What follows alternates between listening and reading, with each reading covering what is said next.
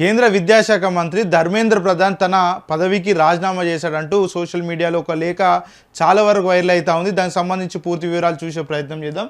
ఇక్కడ చూడొచ్చు, కేంద్ర మంత్రి ధర్మేంద్ర ప్రధాన్ రాజీనామా, సోషల్ మీడియాలో లేఖ వైరల్, జారీ కాని అధికారిక ప్రకటన అంటూ కూడా చూడొచ్చు. ఇక మొన్నటి నుంచి సోషల్ మీడియాలో ఒక రాజీనామా లేఖ చాలా వరకు వైరల్ అవుతూ ఉంది. ఆ లేఖనే ఇది. దీంట్లో ధర్మేంద్ర ప్రధాన్ తన పదవికి రాజీనామా చేస్తూ ఆ లేఖను మోడీకి పంపించినట్టు కూడా సోషల్ మీడియాలో చాలా వరకు వైరల్ అవుతూ ఉంది. నిజంగా ఈ లేఖ నిజమేనా లేకపోతే ఫేక్ అనేది ఒకసారి చూసే ప్రయత్నం చేద్దాం. ఇక చూడొచ్చు, దేశవ్యాప్తంగా నీట్ పరీక్షల్లో జరిగిన అవకతవకలు, వరుసగా పేపర్ లీకేజీల వ్యవహారం కేంద్ర ప్రభుత్వాన్ని తీవ్ర ఇబ్బందుల్లోకి నెడుతుంది. ఢిల్లీలోని జంతర్ మంతర్ వేదికగా కాక్రోచ్ జనతా పార్టీ విద్యార్థుల ఆధ్వర్యంలో జరుగుతున్న నిరసనలకు విపక్షాలు సైతం మద్దతు తెలుపుతుండడంతో ఆందోళనలు మరింత తీవ్ర రూపం దాల్చాయి. వీరంతా కేంద్ర విద్యాశాఖ మంత్రి ధర్మేంద్ర ప్రధాన్ వెంటనే రాజీనామా చేయాలని డిమాండ్ చేస్తున్నారు. ఈ వివాదం వల్ల గడిచిన 4 రోజులుగా పార్లమెంట్లోని ఉభయ సభలు వరుసగా వాయిదా పడుతున్నాయి. నీట్ వ్యవహారంపై సమగ్ర చర్చ జరగాలని విపక్షాలు పట్టుబడుతుండటంతో సభలో నిత్యం ఉద్రిక్తత వాతావరణం నెలకొంటుందంటూ కూడా చూడొచ్చు.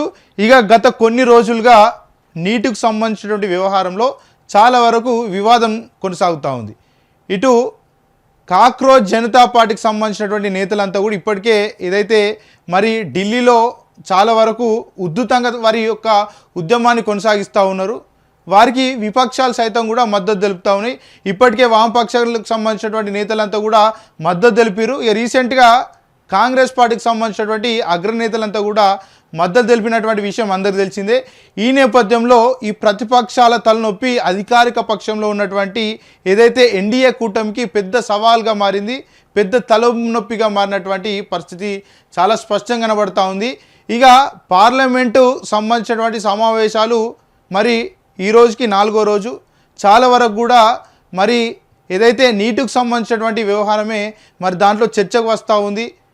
ఈ 3 రోజుల కాలంగా కూడా సభ వాయిదా పడుతూ ఉంది. ఈ ఏదైతే ఎన్డీఏ కూటమికి చాలా తలనొప్పిగా మారినటువంటి పరిస్థితి కనబడుతూ ఉంది. ఈ నేపథ్యంలో ఏదైతే దేశవ్యాప్తంగా ఉన్నటువంటి విద్యార్థులు, అదేవిధంగా వామపక్ష పార్టీ నేతలు, అదేవిధంగా ప్రతిపక్ష కాంగ్రెస్ పార్టీ కూడా చాలా వరకు మరి కేంద్ర విద్యాశాఖ మంత్రి రాజీనామా చేయాలంటూ కూడా డిమాండ్ చేస్తూ ఉన్నారు. ఇదంతా కూడా ఎన్డీఏ కూటమి కావచ్చు, ప్రధానంగా బీజేపీ పార్టీకి పెద్ద తలనొప్పిగా మారిందని మనం చెప్పుకోవచ్చు. ఇక మరోపక్క చూసుకుంటే కాక్రోచ్ జనతా పార్టీకి సంబంధించినటువంటి నేతలు కావచ్చు, విద్యార్థులు కావచ్చు, నీట్ ఆస్పిరెంట్ కావచ్చు, చాలా పెద్ద ఎత్తున ఉద్యమం కొనసాగిస్తూ ఉన్నారు. మొన్నటికి మొన్న ఢిల్లీ జంతర్ మంతర్లో జరిగినటువంటి ఉదాంతం అందరం చూసినాం. పోలీసులు ఏదైతే వాళ్ళ మీద విద్యార్థుల మీద చేసినటువంటి దాడులను కూడా మనం చాలా వరకు కళ్ళ కట్టినట్టు కూడా చూసినాం. దేశం మొత్తం కూడా తలదించుకునేటువంటి పరిస్థితి కూడా రోజు రోజు కనబడతా ఉంది. మరోపక్క బీజేపీ పార్టీ కావచ్చు, ఎన్డీఏ కూటమి కావచ్చు, దీని మీద సరైనటువంటి స్పష్టత తీసుకోవట్లేదు. ఎక్కడ కూడా విద్యాశాఖ మంత్రిని రాజీనామా చేయాలంటూ కూడా మరి వాళ్ళు ఒత్తిడి తీసుకురాకపోవడం ఇంకా వివాదానికి ఇంకా పెరిగినట్టే కనబడతా ఉంది. ఇక మొత్తానికైతే ధర్మేంద్ర రాజీనామా చేయాలంటూ కూడా చాలా పెద్ద ఎత్తున డిమాండ్ వినిపిస్తూ ఉంది. మరి ఈ మధ్య కాలంలో, ఈ 3 రోజుల కాలంలో ధర్మేంద్ర ప్రధాన్ రాజీనామా చేయాలంటూ కూడా సోషల్ మీడియాలో కావచ్చు చాలా వరకు కూడా ఆందోళనలు కనిపిస్తూ ఉన్నాయి. మరి ఈ ధర్మేంద్ర ప్రధాన్ రాజీనామా చేశాడా లేదా అనేది కూడా చాలా వరకు కూడా ఉత్కంఠగా ఎదురు చూస్తున్నటువంటి పరిస్థితి మనం చూస్తూనే ఉన్నాం. ఇక ఈ లేఖ చూడొచ్చు ఒకసారి.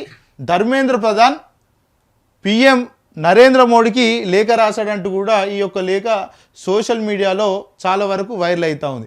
ఈ లేఖ 21వ తారీఖు 7వ నెల 2026 సంవత్సరం, అంటే మొన్నటికి మొన్న రాసినట్టు కూడా తెలుస్తూ ఉంది. ఇక దీని గురించి ఏంది, ప్రధానికి లేఖ పంపినట్టు కనబడుతూ ఉంది.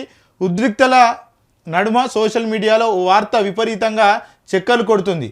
కేంద్ర విద్యాశాఖ మంత్రి ధర్మేంద్ర ప్రధాన్ తన పదవికి రాజీనామా చేస్తూ ప్రధానమంత్రికి పంపినట్లు ఉన్న ఓ సంచలన లేఖ వెలుగులోకి వచ్చింది. ఈ నెల 21వ తేదీతో ఉన్న ఆ లేఖలో భారత్లోని విద్యార్థులు, యువత ఎదుర్కొంటున్న ఆందోళనలను పరిష్కరించడంలో నేను విఫలమైనందున విద్యాశాఖ మంత్రి పదవికి రాజీనామా చేస్తున్నాను. వరుస పేపర్ లీకేజీ ఘటనలు మన పరీక్షల వ్యవస్థపై ఉన్న నమ్మకాన్ని దెబ్బతీశాయి. విద్యార్థుల ఆత్మహత్యల వార్తతో యువతలో ఆందోళన పెరుగుతుంది.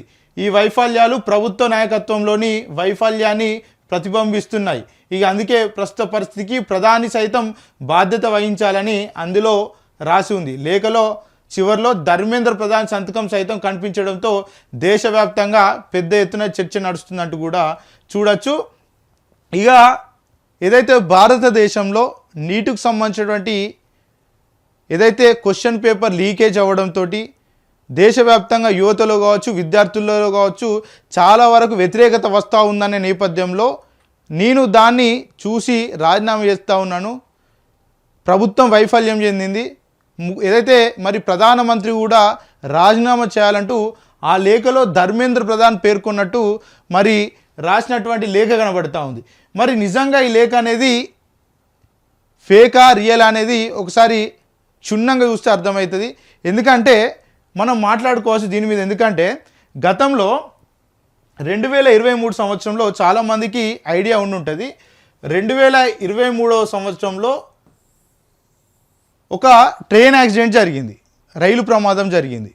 ఇది అందరూ ఎవరు కూడా మర్చిపోయేటువంటి ఆస్కారం ఉండదు. ఎందుకంటే సుమారు 150కి పైగా ప్రయాణికులు ఆ రైలు ప్రమాదంలో చనిపోయారు. 150కి పైగా ప్రయాణికులు ఆ రైలు ప్రమాదంలో చనిపోయారు. వేల మంది ప్రయాణికులు గాయాల పాలైనటువంటి పరిస్థితి ఆ రోజు అందరికీ తెలిసిన విషయమే. ఈ నేపథ్యంలో మరి ఆయన ఎవరంటే వైష్ణవ్. ఆయన ఎవరు? ఇప్పుడు కూడా ఆయన్నే అశ్విన్ వైష్ణవ్ అని రైల్వే శాఖ మంత్రిగా ఉన్నాడు. ఈ అశ్విన్ వైష్ణవ్ అనే మరి ఈ రైల్వే శాఖ మంత్రి ఆ రోజు బాధ్యత వహించి రాజీనామా చేయాలని చాలామంది డిమాండ్ చేశారు. కానీ అశ్విన్ వైష్ణవ్ ఇప్పటి వరకు కూడా రాజీనామా అయినటువంటి దుస్థితి అందరికి తెలిసిందే. ఇప్పుడు నీటి వ్యవహారంలో క్వశ్చన్ పేపర్ లీకేజ్ అయిందని రాజీనామా చేయాలని పెద్ద ఎత్తున చాలామంది డిమాండ్ చేస్తూ ఉన్నారు. ఇప్పటికే 45 నుంచి 50 మంది విద్యార్థులు చనిపోయినటువంటి పరిస్థితి అందరికి తెలిసిందే. ఇక్కడ 150కి పైగా ప్రయాణికులు, ఏదైతే అమాయకులు అయినటువంటి ప్రయాణికులు చనిపోతేనే బాధ్యత వహించినటువంటి ప్రభుత్వం ఇప్పుడు ఈ ప్రశ్నాపత్రం లీక్ అవ్వడం వల్ల విద్యార్థులు చనిపోతే దానికి బాధ్యత వహిస్తాయని ఎవరన్నా అనుకుంటారా? అస్సలు అనుకోరు. మళ్ళీ పైగా బీజేపీ పార్టీకి సంబంధించినటువంటి నేతలను ఎంత ప్రొటెక్ట్ చేస్తుందో అందరికి తెలిసిందే. వాళ్ళు ఎన్ని తప్పులనే అని ఖచ్చితంగా వాళ్ళని ప్రొటెక్ట్ చేస్తుంది. ఇప్పుడు ఈ ధర్మేంద్ర ప్రధాన్ రాజీనామా చేసిండంటే ఎవరు కూడా నమ్మేటువంటి పరిస్థితులు ఉండవు. ధర్మేంద్ర ప్రధాన్ రాజీనామా చేయలేదు. ఇదంతా కూడా సోషల్ మీడియాలో ఒక తప్పుడు వార్త నడుస్తూ ఉంది, తప్పుడు కథనాలు నడుస్తూ ఉన్నాయి. ఈ తప్పుడు కథనాలు నడవడం వల్ల చాలామంది విద్యార్థులంతా డైవర్ట్ అయ్యేటువంటి అవకాశాలు ఉంటాయి. దీన్ని ఎవరు కూడా సర్క్యులేట్ చేయకండి, ఆపేయండి. అది అనేది అవాస్తవం.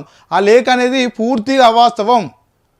2023 సంవత్సరంలో 150కి పైగా రైల్లో ప్రయాణికులు చనిపోతే కనీసం బాధ్యత వహించకుండా అదే రైల్వే శాఖ మంత్రి ఇప్పటికి కూడా పొడిగిస్తూ వస్తున్నారు. ఇప్పుడు కొత్తగా విద్యాశాఖ మంత్రి రాజీనామా చేసిందంటే ఎవరు చెవులో పూలు పెడతా ఉన్నారు? మళ్ళీ తన తప్పు తెలుసుకొని ప్రధాని నరేంద్ర మోడీ కూడా రాజీనామా చేయాలని ఆ లేఖలో పేర్కొన్నారు. అంటే దీనికంటే ఏమన్నా ఆశాస్పదం ఏమన్నా ఉంటుందా? సో ఇలాంటి లేఖలు వైరల్ చేయడం వల్ల వీళ్ళు చేసేటువంటి ఉద్యమం ఏదైతే ఉంటుందో అంతా కూడా సైడ్ ట్రాక్ పడేటువంటి అవకాశాలు ఉంటాయి. అదంతా కూడా డైవర్షన్ అయ్యేటువంటి అవకాశాలు ఉంటాయి. రాజీనామా చేసింది కదా ఇంకేందని చాలామంది కూడా అనుకుంటారు. సో ఇట్లాంటి తప్పుడు లేఖలు సోషల్ మీడియాలో వైరల్ చేయడం వల్ల కేసులు నమోదయ్యేటువంటి అవకాశాలు కూడా ఉంటాయి. వాస్తవాలని చెప్పండి ప్రజలకు. ఇట్లాంటి లేఖలు రాసి ఇట్లాంటి లేఖలు సోషల్ మీడియాలో పెడితే ఇప్పుడు నిజంగా గ్రౌండ్ లెవెల్లో ఉండి ఫైట్ చేసేటువంటి విద్యార్థులంతా కూడా నరాజ్ అయ్యేటువంటి అవకాశాలు ఉంటాయి. బీజేపీ పార్టీ ఎప్పుడు కూడా వారి యొక్క నాయకులను అస్సలే తీసేయదు. పార్టీకి నష్టం కలిగితే తప్ప వాళ్ళని అసలే ఎక్కడ కూడా తీసేసేటువంటి పరిస్థితులు ఉండవు.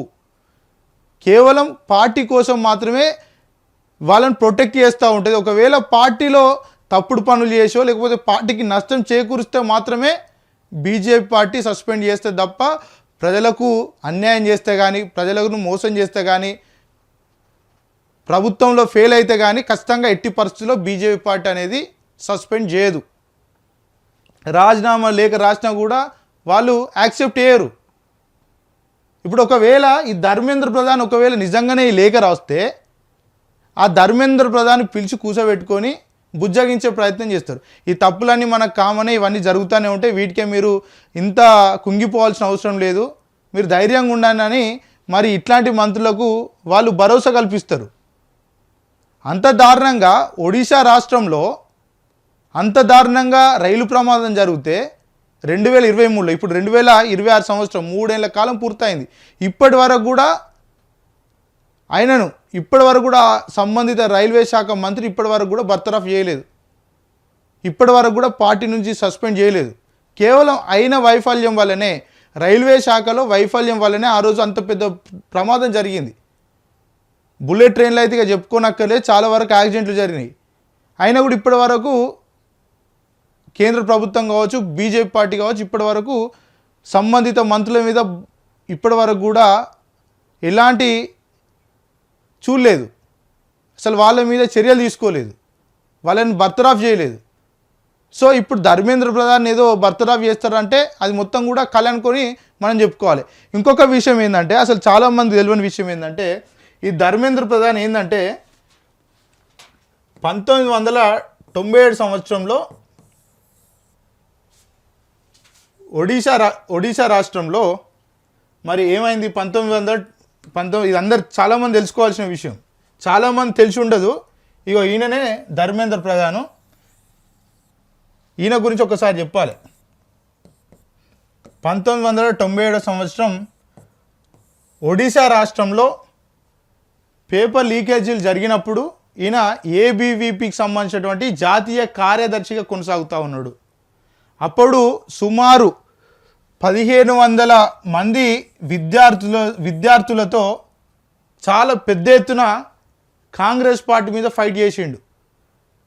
పేపర్ లీకేజీలు చేసినటువంటి ప్రభుత్వం కావచ్చు, పేపర్ లీకేజ్ జరిగినటువంటి శాఖ కావచ్చు, ఆ శాఖకు సంబంధించినటువంటి మంత్రులను వెంటనే బర్తరాఫ్ చేయాలి, దీనికి బాధ్యత అంటే రాష్ట్ర ప్రభుత్వం బాధ్యత వహించి మొత్తం కూడా రాజీనామాలు చేయాలని మరి ఆ 1997 సంవత్సరం నాడు ఇదే ధర్మేంద్ర ప్రధాన్ అప్పుడు ఉన్నటువంటి ప్రభుత్వాన్ని డిమాండ్ చేసిండు.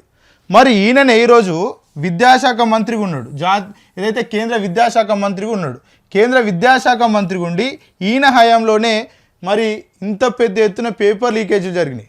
నీట్ పరీక్ష అంటే చాలామంది ఏమనుకుంటారు, ఏది ఏమున్నది దాని పెద్ద ఎందుకు రచ్చ చేస్తూ ఉన్నారు, మళ్ళీ ఎగ్జామ్ పెడతామంటున్నారు కదా, ఆల్రెడీ ఎవరైతే లీకేజీలు చేసారో వాళ్ళని అరెస్ట్ చేసారు, కానీ చిన్న తీసి పడేస్తున్నారు. కానీ ఈ లీకేజీ వల్ల ఎంత పెద్ద ఎత్తున నష్టం జరిగేటువంటి అవకాశాలు ఉంటాయో ఒకసారి మీ అందరికి చెప్పే ప్రయత్నం చేస్తాను.